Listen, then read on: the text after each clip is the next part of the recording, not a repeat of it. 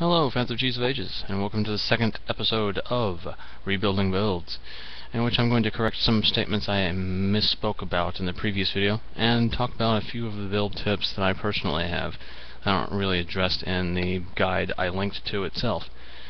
They're not necessarily optimized, but they're fun, at least, and can be somewhat optimized depending on your perspective. Anyway, previous video I accidentally misspoke and said that the ranged executioner assassin only had to be within 5 feet of the target, which that makes no freaking sense. If you've played multiple editions, 5 feet is just one square on a map. I mean a grid, and which that would be like you are like a melee guy. I meant to say 5 squares, which is the unit of measurement in 4th edition. But I've been playing a lot of editions lately, so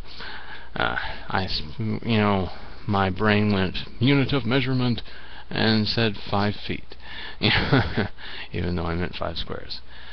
And my statement about them not needing charisma as much doesn't really apply because they have to be within 5 feet to use their assassin strike and their attack finesse. Mind you, it is slightly easier, which is what I meant. It is slightly easier to get within 5 feet of a guy and shoot them than it is to get right next to a guy and stab them. You can just be in a crowd at the side of a parade and shoot the guy. To get next to the guy, you have to be on the float already. You get my meaning. Like I said, generally, charisma is very important regardless of build. It's just a microscopic difference when you can attack from a range. But anyway, I also misspoke and seemed to make it think where you could apply attack finesse and assassin strike to an alchemical bolt, which I actually meant that it's only if your DM is generous. Personally, I think if you're firing a bolt out of a weapon and you hit the origin square, the guy that's in the origin square, the bolt is flying towards that origin square and is exploding in that origin square. It makes sense that if you hit the center guy with the attack, you could apply your attack finesse and assassin strike to that guy, because you're technically hitting him with the bolt, flavor-wise. And if you don't hit him, then the bolt registers as if just hit the ground in the square or something, and then exploding, and he doesn't get hit by it through his jumping around or something. And you wouldn't be able to apply your attack finesse to anything else. But that's not rules as written. Rules as written, it has to be a weapon attack. If your DM is not generous and you want to apply striker mechanics to alchemical weaponry, you could go with a slightly less overall DPS build and more feat taxi Master of Shrouds variant, which you exchange attack finesse for Master of Shrouds, which gives you Assassin Shroud instead of the striker mechanic from attack finesse. You still get the use dexterity for melee basic attacks though, so that's good.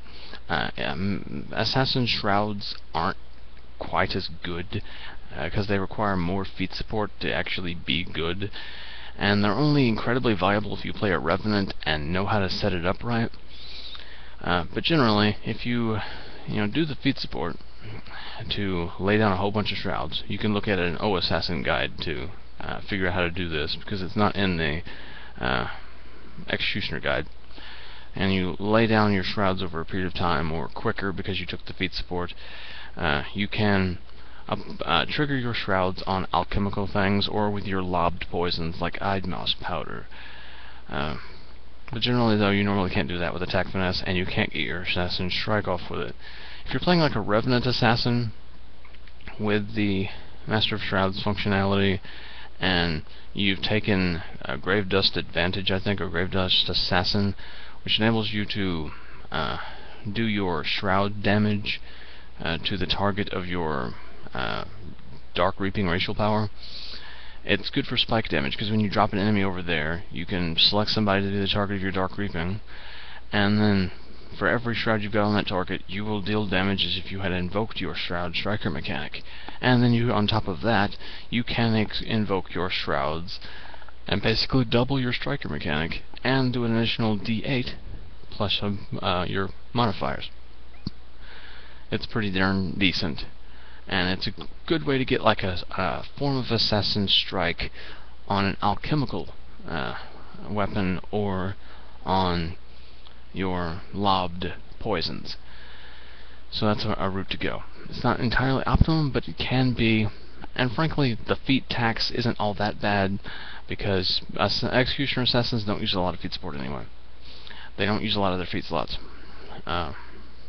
There's a problem with like stealthily applying your shrouds, but most DMs I play with just ignore the fact that, according to rules as written, shrouds are detectable for some reason, even though that goes against every convention of striker mechanics, and it goes against every convention of the class itself.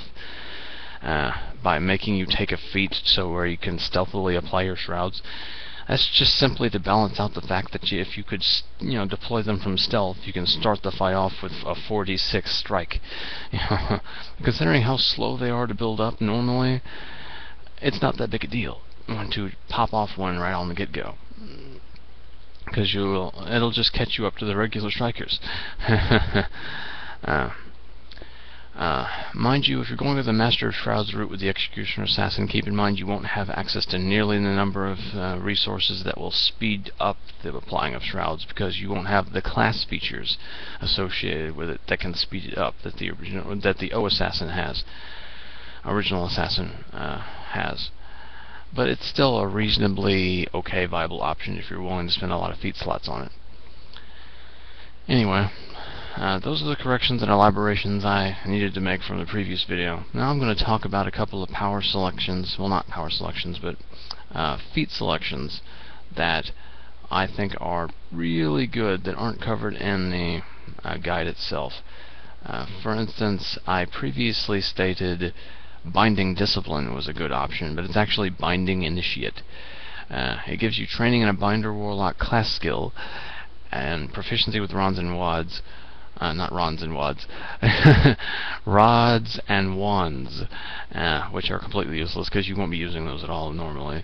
And you get a Binder Pact boon and the at-will attack power and utility power associated with it, which, as I explained before, turn the party invisible if they're outside of 3 squares of the target, which is good for getting them away if you manage to hit with that. And when you drop a guy, you can turn invisible. It's good. It's great. It's nice. It's better than just tacking on an extra striker mechanic when you already have 2. 3, actually, if you include Assassin Strike.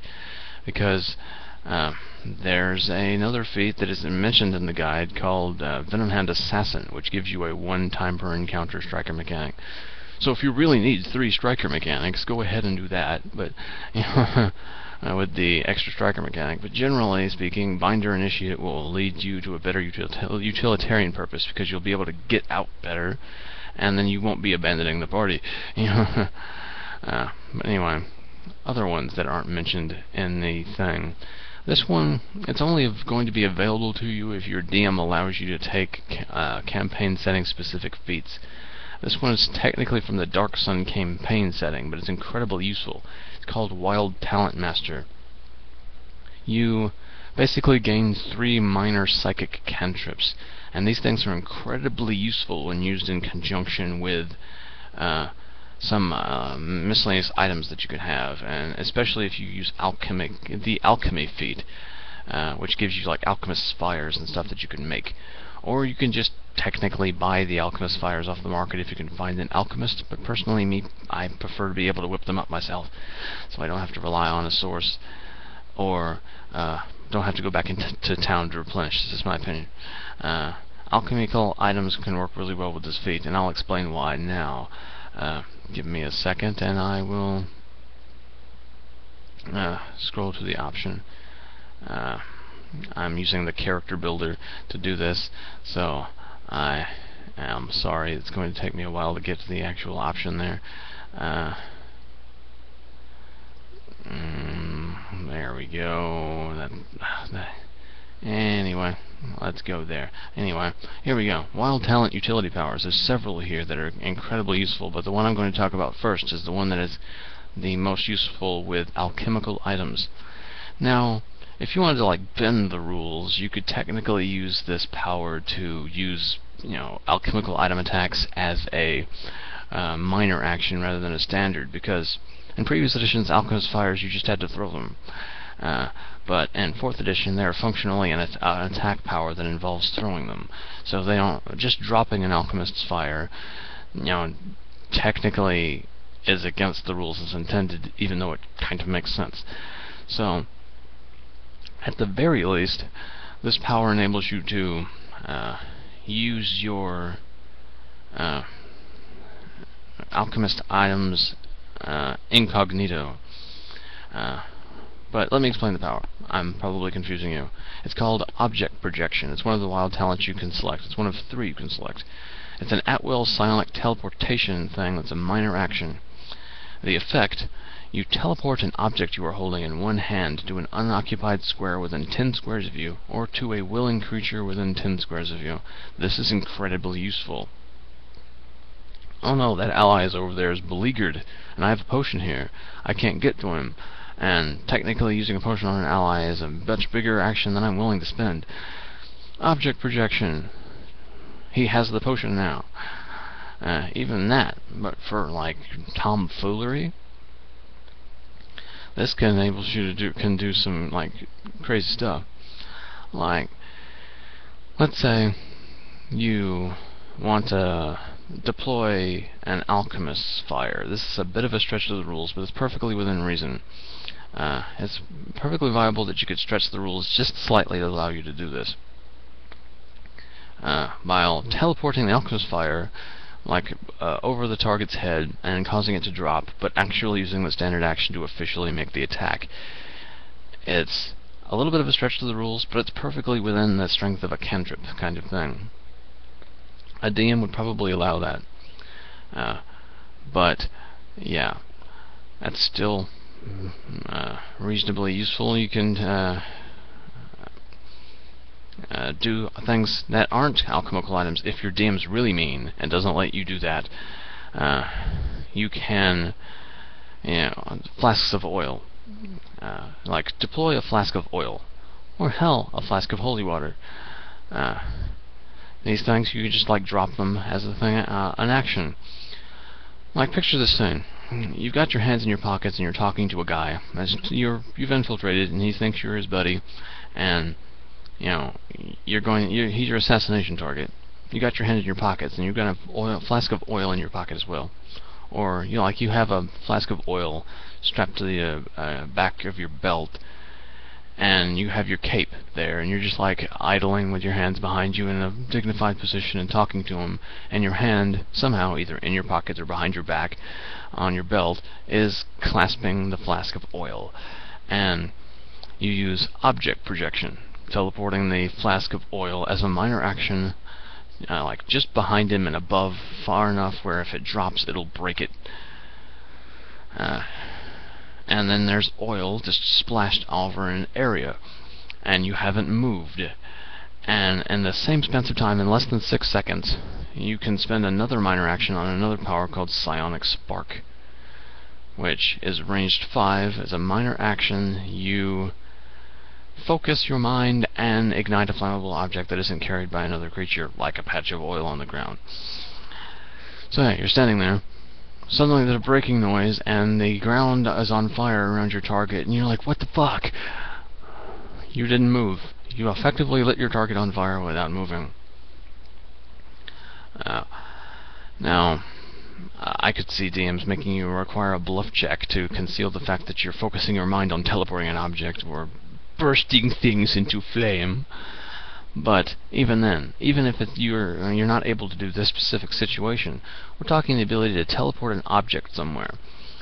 Let's go another situation with another alchemical item. I mentioned a clockwork bomb in the previous video. A little bomb that you can that normally you set it like, I want it to explode in this many rounds, and you set it next to you and it walks forward. Each round you roll a d6. If you roll a 6, it blows up prematurely. With this, you can wind that sucker up, set it to explode in a certain amount of rounds, and teleport it to anywhere you want it. You can cause it to, object projection is limited to 10 squares, but that's across a room. You can teleport across a room where it'll start walking from somewhere else. So when they see something weird like a little clockwork thing, like the little clattering teethy things. Is how I somewhat picture it, like a little ba-bomb guy. It's like do do do do do, just walking. It's walking to the room from a completely different direction than you're actually at. And you can teleport right next to something to make sure it explodes where you want it to. If need be, you can control this reasonably potent alchemical item a lot easier. Oh, and other nice little deployable objects, like blast patches that effectively landmines. What if you want to put up a landmine on that walkway down there, but there's no way to approach it under cover without attracting attention? You've got object projection. Prep the blast patch, teleport it there. Bam, it's deployed on the walkway, and you don't even have to go down there. You just have to get within 10 squares of it. And 10 squares is 50 feet. It's a lot easier to get within 50 feet of something, than right up on it and set it in the middle of a street. You can be in an alleyway concealed in the shadows and deploy a landmine right at an intersection without anybody seeing you do it. Tell me that ain't useful. That's really incredibly freaking useful in conjunction with alchemy. And, dropping a vial of holy water on somebody is a minor action. Just tap holy water on an undead guy. Or, if your DM rules that potions are like on contact with the fluid, or like an oil or something that can be deployed, boom, drop it on them. You can deploy it like that. That's a bit of a stretch, but still, I'm sure you can see how you can roll in your head and see how many different scenarios you can come up with in assassination scenarios and uses of little gadgetries by teleporting at 10 squares and just through force of will and stuff like that. Like in the previously mentioned gift scenario, you can totally. You can have like a small box with one of your launchy poisons in it in your pocket or something, and you're just talking to a guy and you're walking in, and you can teleport it to his desk while he's not looking at his desk. He's just idling around, and he finds this thing on his desk, and anybody in the room that wasn't looking directly at the desk, you came into the room with the guy, the thing was on his desk, the thing explodes, he's poisoned. And, he's suffering this attack. He's scathed. He's pained. He's suddenly acting psychotic because you used Eidmoss poison on him, and he's attacking allies. And you're just like, oh my god, what the fuck happened? Oh no! And everybody in the room has every inclination to believe that you are not the source of this because you were not seen putting that thing on the desk.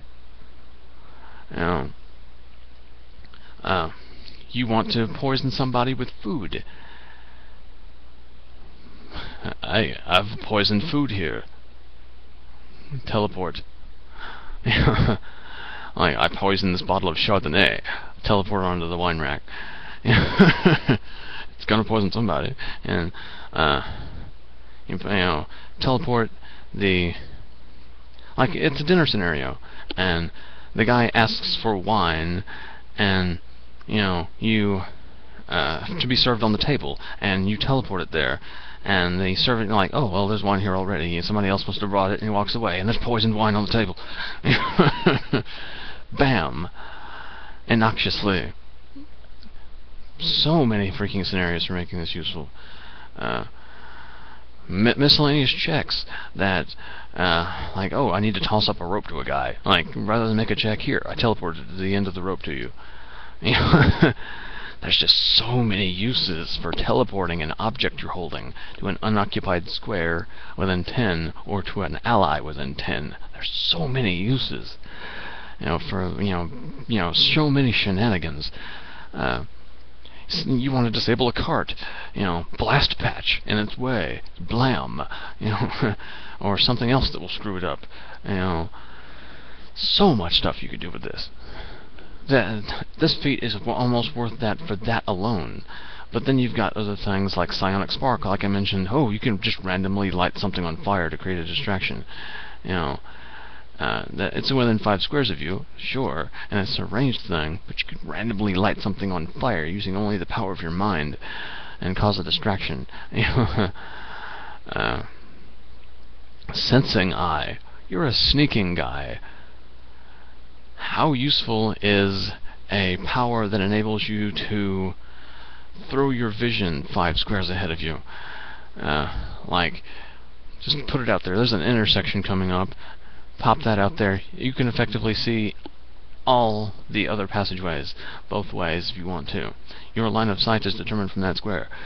And, it's not something that's there. It's not a tangible object. You just cyclically detect and see down all 4 passageways.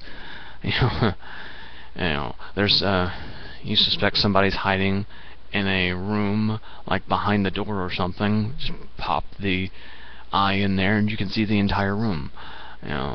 That's freaking useful for a stealth class. That's good as heck. You can get Mage Hand via this power to, like, manipulate a 20-pound object, unattended object, that is 5 squares away from you, move it up to 5 squares.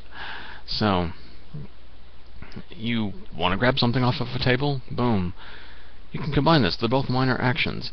You move like a glass down you in the aforementioned dinner scenario. You want to poison a guy. You move his glass down to someone else's position and actually teleport from your hand to the table a poisoned wine.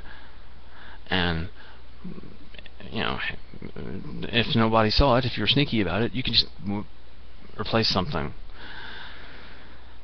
Something's on a desk, you can just like tuck it under the desk, have somebody looking around for it. They're ducked under the table. You're like, okay, I'm going to stab you.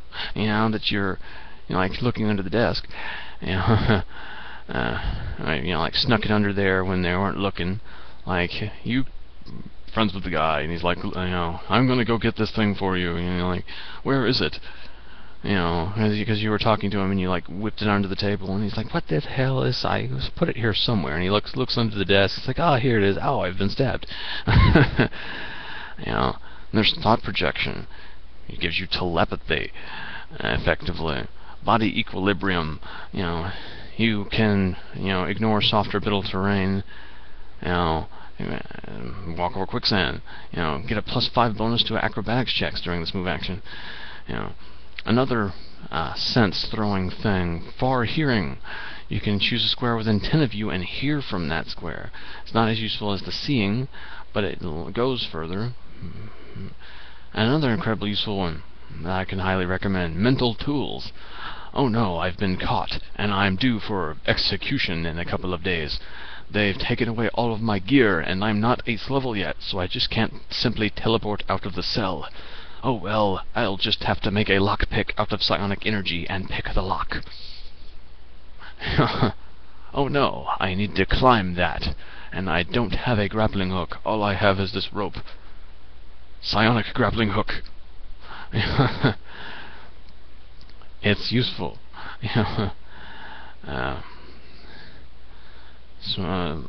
Pretty much all of these can be usable in certain situations, some more so than others, like even psionic image. You create the illusion of an image in your hand. So make it seem up to the size of a cat in your hand. That can be used in certain situations. It's not really nearly as useful as like psionic spark and object projection, like teleport an object somewhere. But yeah, I can significantly recommend, the Wild Talent Master feat, if only for object projection, because that is freaking useful. Then you can just throw in a close burst 5 telepathy that can send a message of 10 words or less, or an image that you can broadcast. Like, I need you to get into this position as we're talking to this guy so we can strike him optimally. You can just send an image of that you imagine of where you want them in the room. Like you took a picture of the room as if they were in position already. Bam, they know where to go. And you don't have to say a word. You just communicate that as a minor action. Look around the corner without having to get near the corner. Open a door without having to get near the door. There's so many useful things that you can use with this one feat. And you can get 3 of these options.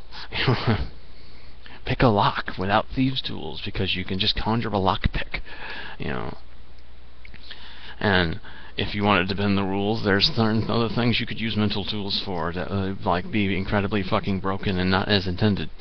Like, I create a bucket and I load it full of stuff and I put it on the frame of a door, like that old gag where they open the door and the bucket of water falls on them. Technically, yeah, the tool can't be used to hinder or hurt anyone, but what's it gonna do? Instantly disappear because it's not allowed? The stuff in it's still gonna fall. But don't do that, your DM will hate you.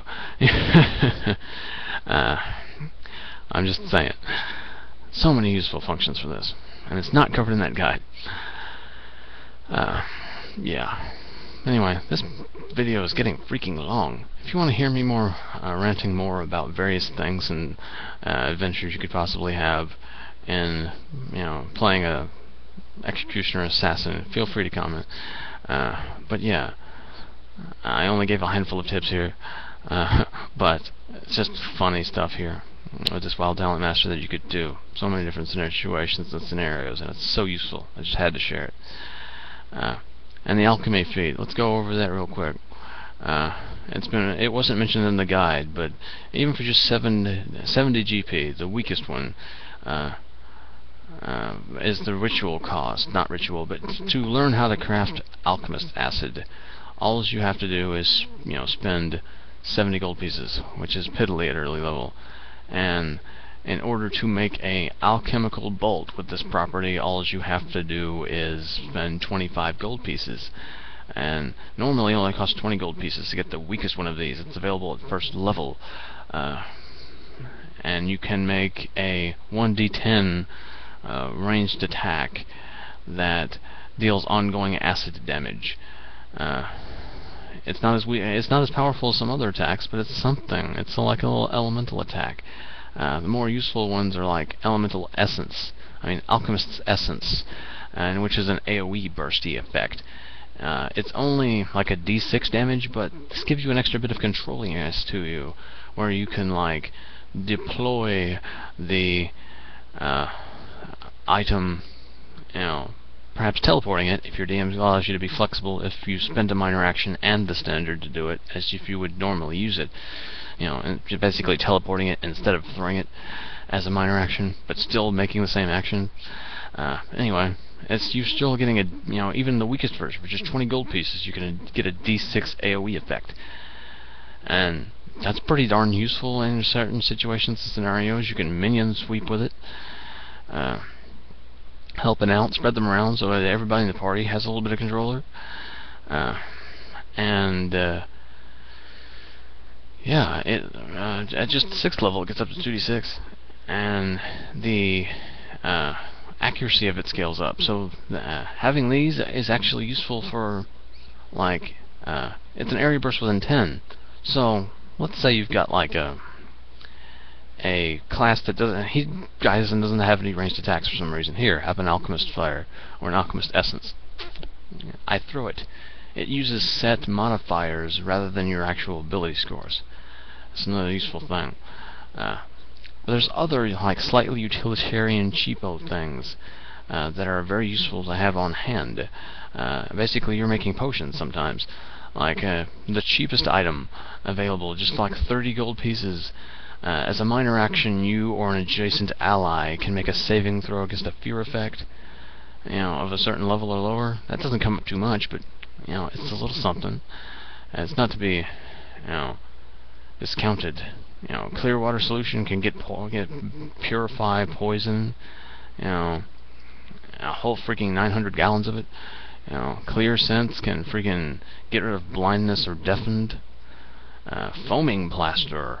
You can create an impression of like a footprint, or like identify a footprint, or duplicate a key. You can't really say that spending 20 GP to duplicate a key isn't useful. Blinding bombs. Oh no, I need to get away. Bam. 30 GP. You make an area burst 1 within 10 versus their fortitude, and you grant the entire party concealment. There's more poisons that are weaker than assassin poisons. There's corrosive oils that are relatively useless but do attack penalties. Things that can light stuff on fire for you. Things that slow people. Aforementioned landmines that do like a D8 damage at the weakest thing and can immobilize people for a turn. And then another one can grant a target. It can cause a combat advantage. So it's expensive, like 120 GP to launch to make it, but teleport a landmine out in front of something, do 1d8 lightning damage, and combat advantage, spring, just launch and get up on him, and you've got combat advantage for the first round, or such and such. Minor action, just bloop that sucker out there. Before combat, or like right before the combat begins. Set up a thing, do a D8 damage, or immobilize a guy for a turn so you can catch up to him. Effectively, you can turn a blast patch landmine into a ranged attack when normally you wouldn't be able to. Yeah. And of course the aforementioned clockwork bomb, where it's just its weakest tier does like a D10 fire damage in an area 1 burst and is a good distraction. There's sleep dust that lowers defenses and perception checks. There's just so many things that you can do, like things that enhance tracking, things that give you a little bit of extra damage on your crossbow, things that instantly shatter a lock. There's just so many useful things in here. Thunderstones that deafen, sovereign glues that stick things firmly together, all a bunch of utilitarian functions. Similarly to how the Wild Talent Master thing gives you several utilitarian functions, and combines well with this feat. So yeah, again, rambling and being generally uninteresting. I could go into specific strategies, give you tales of stuff I've done with playing an Executioner Assassin, but I've done gushing enough about the funness of improvisation and psychic power assassins. There's other builds I could talk about, like multiclassing as monks, so you can shove somebody really far because it's fun. And multiclassing as monk and taking the feat support to increase your speed and stuff can cause you to be booking it really easily. There's various builds that's not discussed about in various guides. If you want to hear tales of my various assassins and some other more magic items I enjoy for the Executioner Assassin, let me know. I might make a follow-up video.